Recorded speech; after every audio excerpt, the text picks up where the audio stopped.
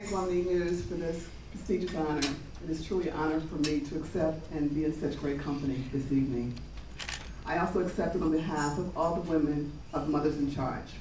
Mothers, grandmothers, aunties, sisters, most of whom have lost a son, a daughter, or a loved one to violence.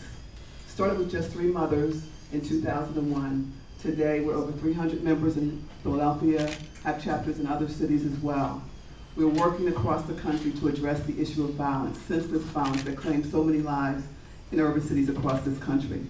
We're Ruth Donnelly on Crime Stoppers. It's a news show on Channel 6, and she was asking for help.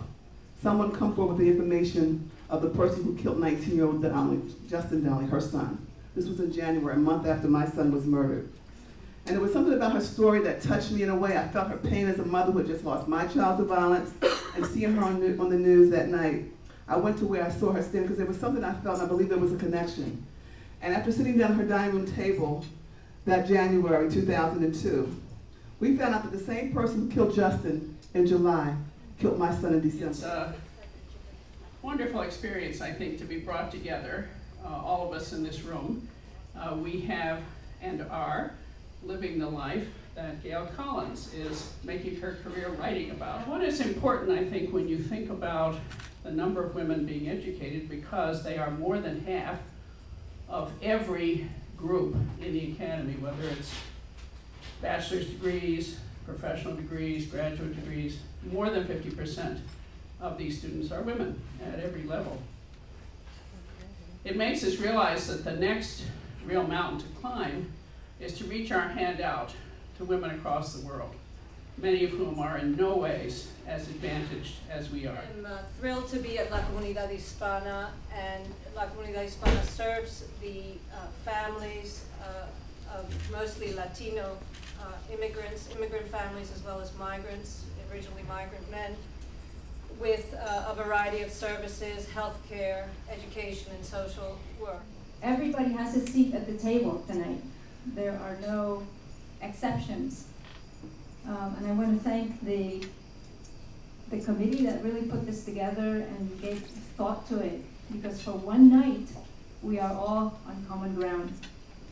Thank you, Betsy. How I show up in the world needs to really be very, very in tune with who I am inside. And the work that I've been doing for the last 20 years has been really to connect who I am as I show up in the workplace and who I am inside. The idea of the Home of the Sparrow presenters, organizers presented to me was a home for both women and her children, where they could heal, a place to rest and nest. I arranged a meeting with the organizers at my home. They presented their idea to me about the shelter. Near the end of the meeting, believe this or not, a sparrow flew in to one of my birdhouses on my deck. I could not believe my eyes. I said, that was all I needed. I knew then and there, this was my new project. I started thinking, and I was starting to think about who inspires me. And they're women.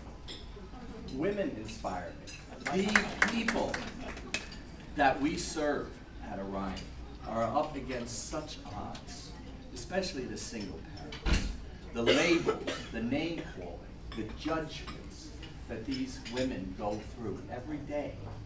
You know, our society often assumes that they're throwaways, and their children are throwaways. And for some reason, we don't give them enough. I think all of us who have been honored tonight, so honored to be in the company of such spectacular honorees.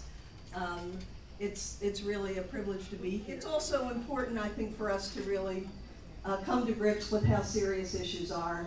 We at the Women's Law Project have been to the Supreme Court 3 times in defense of reproductive freedom. What we have come to, I think, perhaps forget or come to live with is that in clinics all over the country, every day that abortion procedures are done, women who are coming in to get legal health care are spat upon, are harassed, are intimidated day in and day out. And we have to really come come to grips with what this means, and I don't think that most of us have. Is Liz still here? Liz Abso, where are you? You here? Liz, your mother was such an inspiration to me, and one of the things that was most inspiring was her comment where she said, women are different than men. Doesn't mean they're better, but they're different. And one of the major differences is the way they see power. And women see power with women, with people. Men see power over people. Challenges of trying to figure out common ground and trying to figure out legislation. The intellectual challenges of trying to work this, to find the common ground, was absolutely thrilling and very exciting, especially when you can get something done. As you mentioned, I had a pretty interesting career before I retired. I was involved in doing strategic plans for foundations, helping them figure out how to make strategic grants for poor children and adolescents. But my most fun and my greatest impact has occurred in retirement, when I organized Women Donors for Fun to fight the religious right. So we began a project in 2005 which sought to reframe the way we spoke about reproductive and other health issues in a values-based affirmational way, and then to use that language for both policy fights and political. I think that this project has a lot of similar themes with Women's eNews, because it's really about helping women gain their power, use their voices in new ways as a way to change the agenda. So I guess I would say, don't get mad, get even. First of all, to all of my honorees, co-honorees, you are all people who have not sat in the bleachers, you've been in the game. And I think that is a tremendously important common denominator here, and we all need to be in the game one way or